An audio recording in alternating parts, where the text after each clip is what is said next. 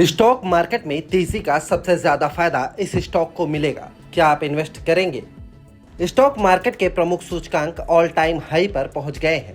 इस बार की खासियत यह है कि छोटे बड़े सभी स्टॉक्स में तेजी देखने को मिली है।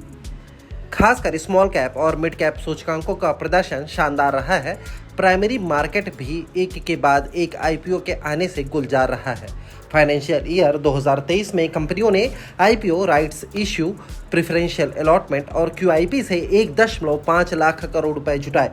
इस फाइनेंशियल ईयर में अगस्त तक इन तरीकों से कंपनियां 55,600 करोड़ रुपए जुटा चुकी हैं। मार्केट में मजबूत सेंटिमेंट्स के बीच इन्वेस्टर्स और ट्रेडर्स की संख्या भी बढ़ी है। ट्रेडिंग वॉल्यूम में इजाफा हुआ है। डेरिवेटिव सेगमेंट में दिलचस्पी बढ़ी है। सीडीएसएल अकेली listed depository company. Stock market को लेकर बदलती सोच का सबसे बड़ा असर एक्सचेंज के बिजनेस पर पड़ा है। ब्रोकिंग और म्यूचुअल फंड्स को भी इसका फायदा मिला है। बढ़ती प्रतियोगिता की वजह से लो या जीरो कॉस्ट ब्रोकिंग सामने आई है। इक्विटी फंडों में बढ़ते निवेश के साथ ही प्रॉफिट कमाने को लेकर रिस्क बढ़ा है। इस बीच पैसिव फंड्स की लोकप्रियता बढ़ रही है। ऐसे में एक कंपनी है जिसे इन सभी बदलावों का सबसे ज्यादा फायदा हो सकता है। यह कंपनी है सेंट्रल डिपॉजिटरी सर्विस लिमिटेड। इसके स्टॉक का क्लोजिंग मार्केट प्राइस 1,344 रुपए है। इसका मार्केट कैपिटलाइजेशन 14,048 करोड़ रुपए है। यह अकेली लिस्टेड डिपॉजिटरी कंपनी है। तेजी से बढ़ रही सीडीएसएल की हिस्सेदारी। सीडीएसएल सिक्योरिटीज में डिजिटल ट्रांजैक्शन और उसे डीमैट अकाउंट में बनाए रखने में मदद करती है। जुलाई में सीडीएसएल के एक्टिव डीमैट अकाउंट्स की संख्या 9 करोड़ पहुंच गई। इसमें पिछले 2 साल में 5 करोड़ अकाउंट्स की वृद्धि हुई है। कुल डीमैट अकाउंट्स में सीडीएसएल की हिस्सेदारी तेजी से बढ़ी है। फाइनेंशियल ईयर 2014 में यह हिस्सेदारी 40% थी। यह FY23 में बढ़कर 73% हो गई है।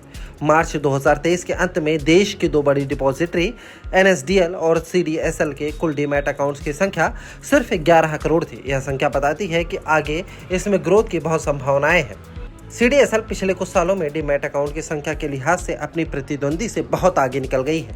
हालांकि यह कुछ दूसरे मानकों पर एनएसडीएल से पीछे है। इसमें डीमैट कस्टडी वैल्यू और इश्यूअर्स की संख्या शामिल है। डिपॉजिटरी के रेवेन्यू में सालाना इश्यूअर चार्जेस की बड़ी हिस्सेदारी होती है।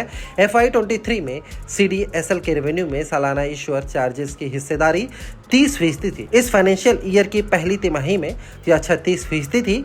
डीमैट फैसिलिटीज का इस्तेमाल करने वाली कंपनियों की संख्या बढ़ने के साथ ही इस रेवेन्यू में बढ़ोतरी होगी। सब्सिडरी कंपनियों के जरिए इनकम बढ़ाने पर जोर। ट्रांजैक्शन चार्जेस सेकेंडरी मार्केट के वॉल्यूम पर निर्भर है। कॉर्पोरेट एक्शन चार्जेस और आईपीओ भी बाजार से लिंक्ड है और डीमैट इन्वेस्टर्स अकाउंट की संख्या पर निर्भर करते हैं। इस फाइनेंशियल ईयर में दोनों ही चार्जेस में अच्छी ग्रोथ की उम्मीद है। इसकी वजह यह है कि सेकेंडरी और प्राइमरी दोनों ही मार्केट में गतिविधियां बढ़ रही हैं। सीडीएसएल ने अपनी इनकम बढ़ाने के लिए नए बिजनेसेस में एंट्री की है। उदाहरण के लिए CDSL ventures capital market intermediaries को केवाईसी सर्विसेज ऑफर करती है। इसकी दूसरी सब्सिडरीज इंश्योरेंस रिपोजिटरी और कमोडिटी रिपोजिटरी की सेवाएं ऑफर करती हैं। सीडीएसएल में बीएसई ने जून में अपनी 5% हिस्सेदारी बेची थी। उसने रेगुलेटरी रिक्वायरमेंट को ध्यान में रखकर यह हिस्सेदारी बेची थी। इस साल सीडीएसएल का स्टॉक 20% बढ़ा है। कंपनी के स्टॉक में FY25 में अनुमानित आय के 34 गुना कारोबार हो रहा है। यह लो रिस्क और हाई रिटर्न बिजनेस को देखते हुए स्वाभाविक है।